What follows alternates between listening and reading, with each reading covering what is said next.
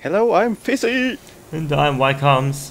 And welcome back to another race in the AOR PC Split 1 League. It's a FisChris highlights once again, and we are at round 10 at Hockenheim for the German Grand Prix. A circuit which I normally quite like driving around. Obviously, some potential controversies around turn 1 with, the ability to cut it and stuff, but apart from that, normally I like this one. Yeah, I like to go back to to do any German Grand Prix really, because Hockenheim or Nürburgring, both of these tracks are pretty iconic, I have to say, around the F1 calendar, and it would be a shame if they are, excluded entirely, which they have been in some seasons in the past. But anyway, it's good to, have Hockenheim in the calendar here today, and I guess without further ado, let's see how we did in qualifying. So then, starting our qualifying laps by hopefully setting ourselves up with a good exit out of the final corner onto a relatively short main straight. No DRS there. Usually on circuits there's DRS on the main straight, but not around here because it's that short. And then obviously both of us doing a really good job, I must say, to not cut turn 1. So that's good. And then braking hard into turn 2, down to second gear. You shifting very early up to third. I was struggling a bit more in that traction zone. I was always struggling a bit in that traction zone. I probably lost a couple of tenths to you there. Then obviously the straight where there is a DRS, the longest one on the circuit, down into the very heavy braking for the hairpin. Yep. Main overtaking spot on the track, well, in the race later on, down into first gear, keeping the apex there nicely. Very, very tricky traction zone, a very important traction zone as well, because we're now coming down the, well, let's say back straight maybe, down into the Ayrton Senna corner, if I'm not mistaken, and this corner here out of the exit here, which is nearly flat out, not quite if you can control it, and now into this very, very narrow final section.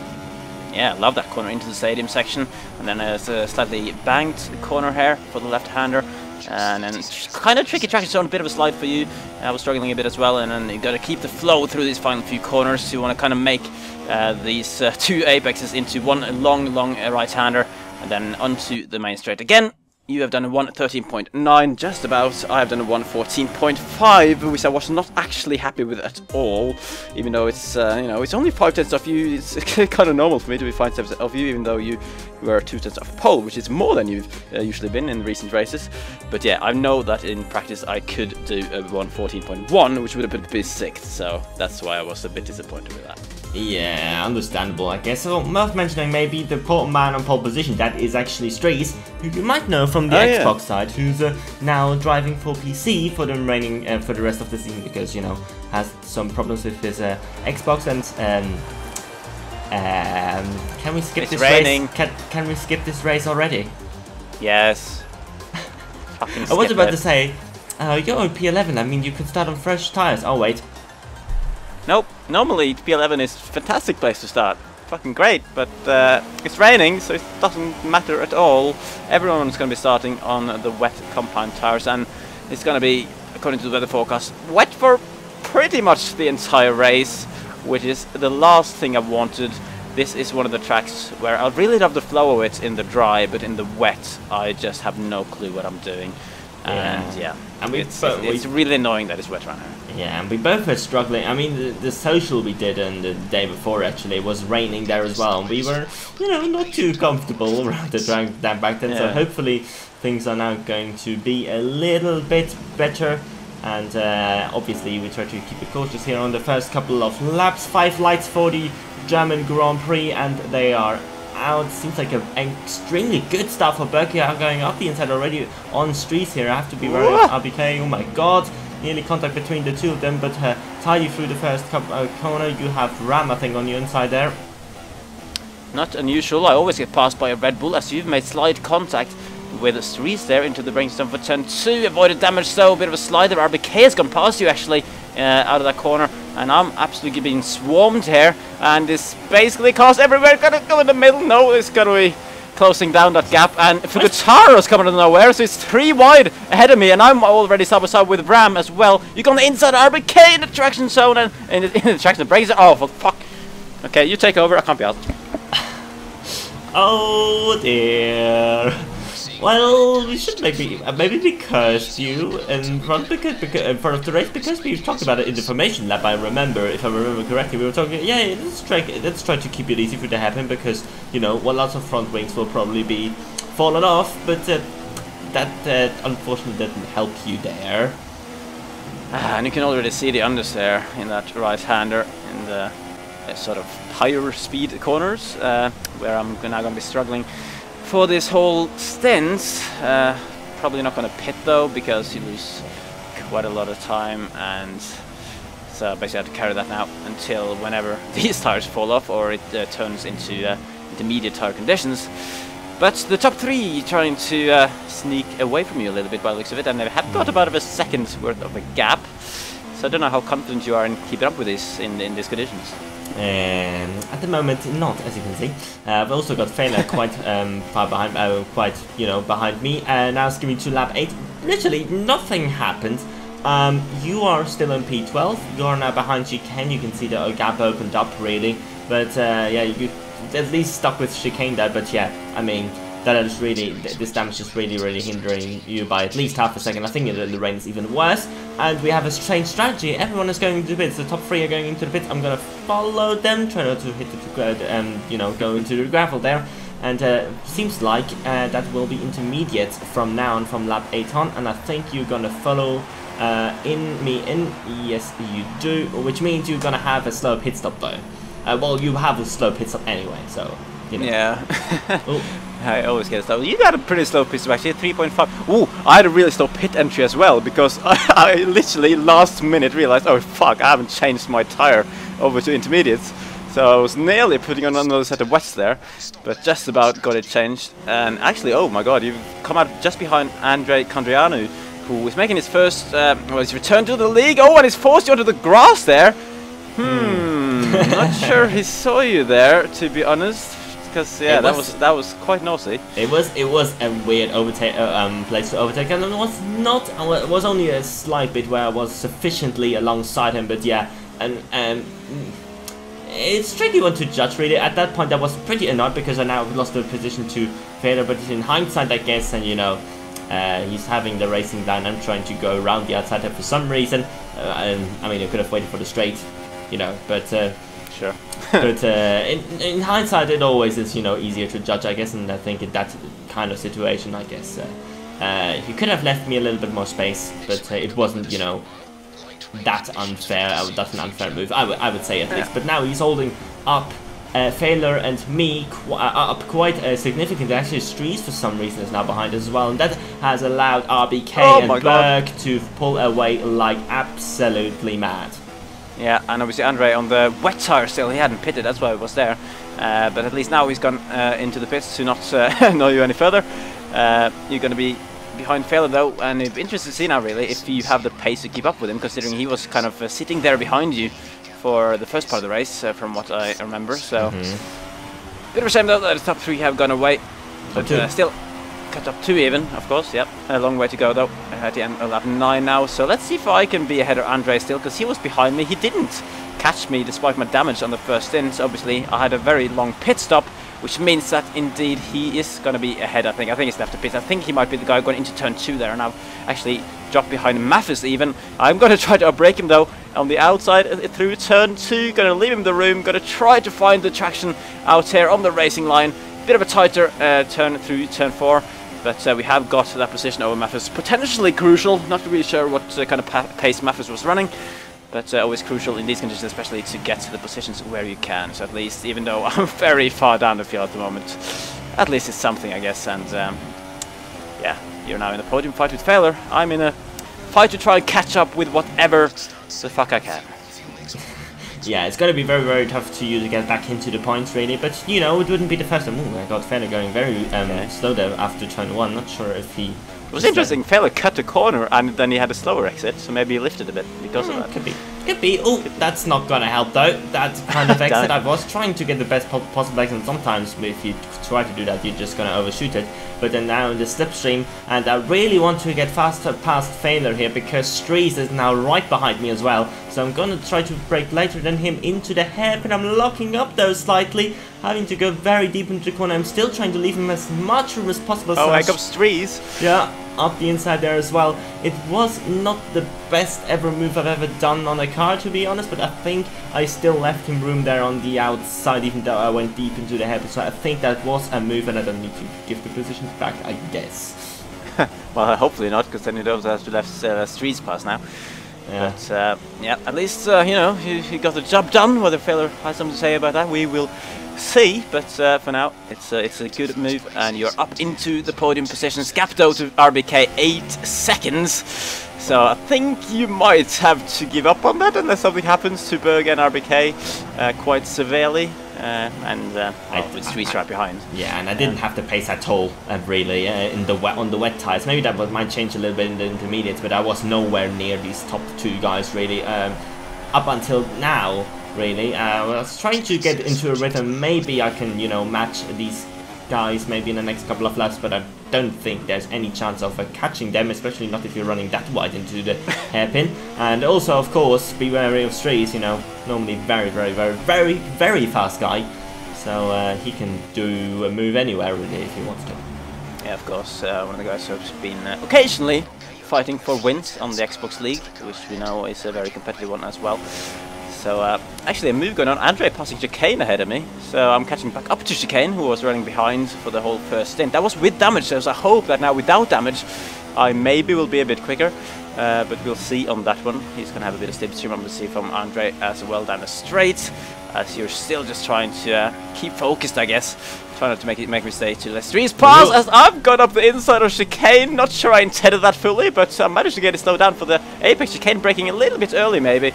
Hard to get the traction down, not really on the racing line, and Chicane has got his car still alongside and turning in now, but he was going to understeer. I had to get out of it a little bit there, because I think I would have made contact with Chicane otherwise. Gonna still try to see if I can find some kind of traction to get myself back alongside, but it wasn't to be on that occasion, so I'm going to be a little bit more patient then. Chicane, obviously a man who is quite experienced. He knows how not to get past if he has the pace for it. But I'm going to give it another try now, maybe, with Rich mix down to the hairpin again on the next lap. Let's see if I can do similar move. No, I can't, because he's gone defensive this time. Doesn't want me up his inside, but he's got really wide. I nearly broke my front wing again, really, with how close I got there. And, oh, Chris, where are you going? I'm not sure.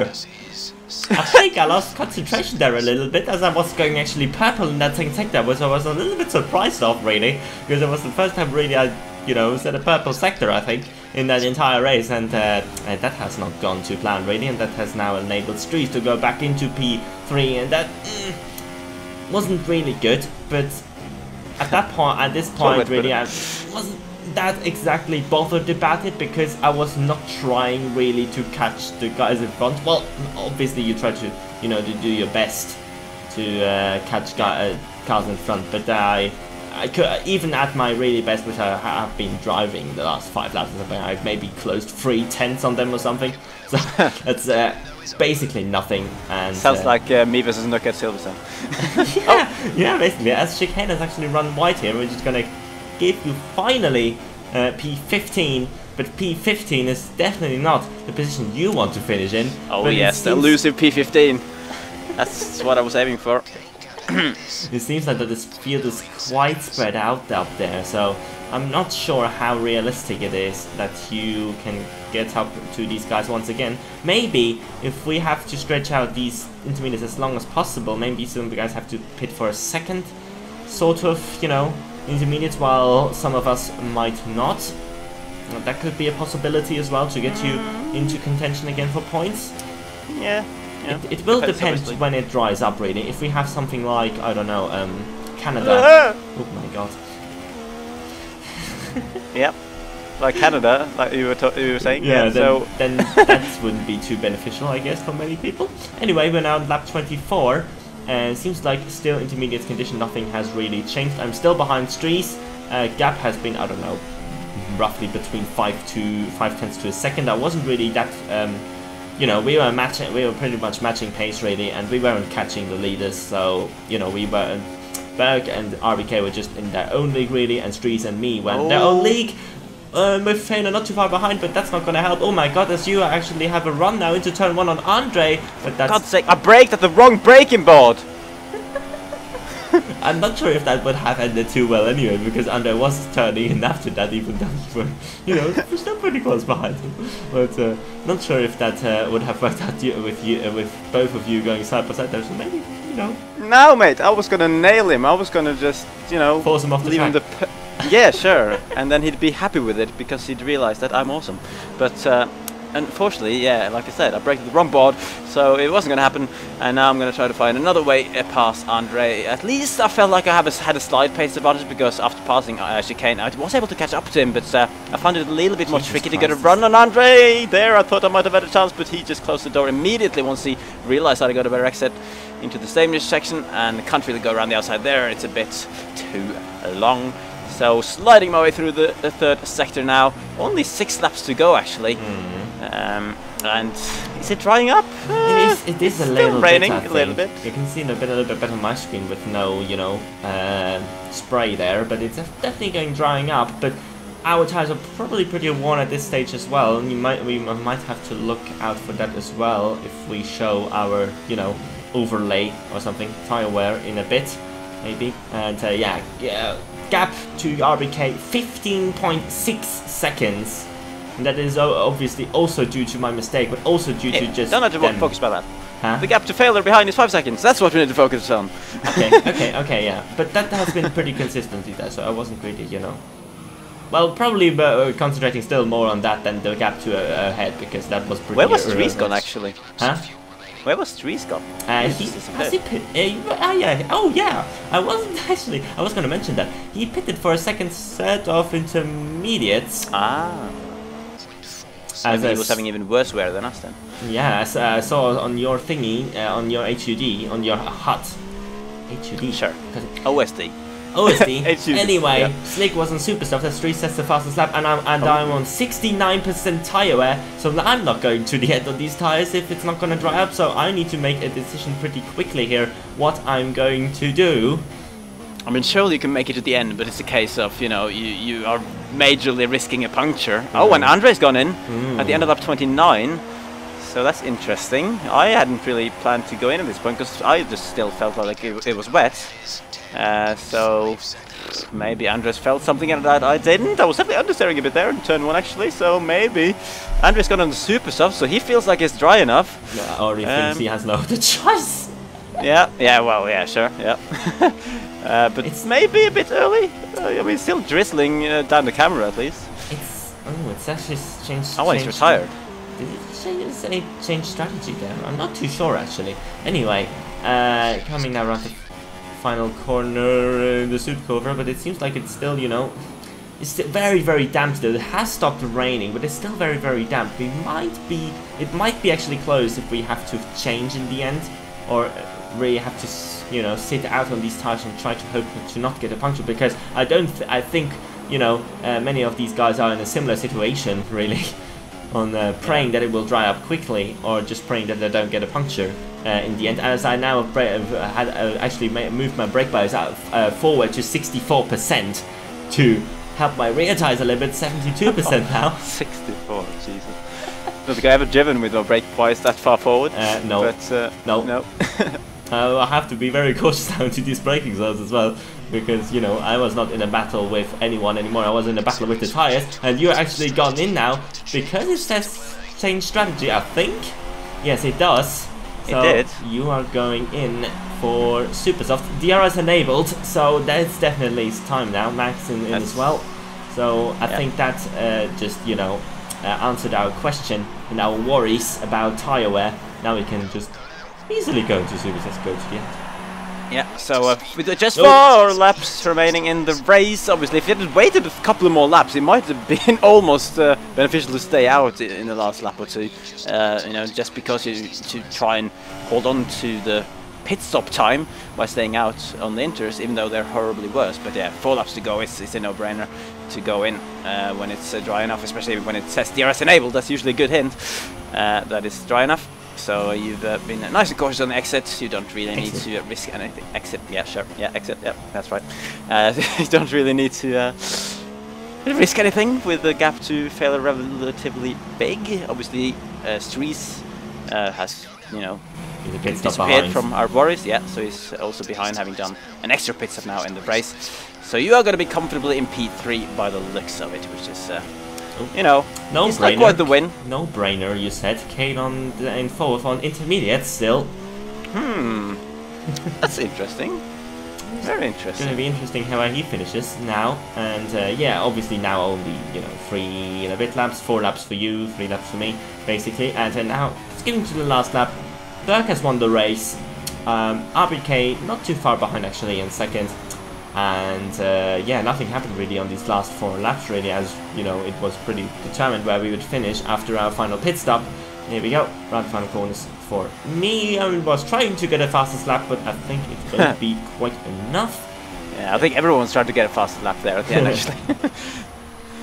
Even I, but I was a bit far off on that one. So pushing hard though, catching Nuka actually. Oh, he's also stayed on to the intermediates, so he's going to be sliding all over the place around the final corner. No traction for him, so I'm going to grab that almighty P12, which is fantastic. Oh dear. There we go, confirmation once again. 12th place for you. Can you put a box over that so you don't see what position I'm in? You can hold your hand over it now if you want to. Anyway, here are the final classifications. It's Berg von Trips, you know, winning the race. A very, very crucial win for him, really, to get back some points on me in the championship. Then RBK in second and me in third. Really, I can personally be happy with that. Didn't have to pace at all from the top 2, and to beat Streets and Failure was definitely good of an achievement. Obviously, for you, I think a race to forget really. That hairpin has just destroyed all of your chances. Maybe you would have been able to fight for, I don't know, 7th, 8th, something like that. 8th, maybe at least, because there's 10 seconds up to 8, so, you know, yeah. I definitely lost more than that by the longer pit stop and losing time on the first stint, so quite disappointing in the end. And it's the first race since quite a while that I haven't scored a point, which is quite annoying, dropping behind RBK, who's obviously had a very impressive start to his Split 1 career, apart from last week at Hungary. But yeah, Berg as well for the first time in a while, closing down on you, so the gap 11 points at the top between you two. I think it's a championship battle between you and Berg, but obviously with you having to miss 2 races later, it's yeah, I would actually be calm at this stage really, with 11 points gap, but with these 2 races not being able to attend, probably one are going to be very, very tricky. I need to have a bad result from Berg really, and need to finish in P1 many races really. But in the constructors it actually looks pretty, you know, pretty good at the moment. 57 points the gap to Mercedes there, so that's not too bad. And next track, as you mentioned, is Spa-Francorchamps. oh yeah, always a fun track to drive, obviously, one of the classics. One that we will get familiar with later in the year. And yeah, I mean, I hope that I can have a better race. I was quite a disappointing day for me today. So hopefully I can you know, come back with some points for the team. I think my main focus really is to try and get as many points as possible for the constructors, because I really want this constructor title. I haven't won a constructor championship at all. Same. Of AOR, so hopefully we can do that. But it's gonna be hard, even though we have a 57 points lead over Mercedes. It's gonna be hard. We have to be consistent still on our performances, and I think we will look for a better performance next time out at Spa. We'll have to wait and see. That's in the future. Next time is Spa. So thanks again for watching, everyone, and we will catch you then. Goodbye.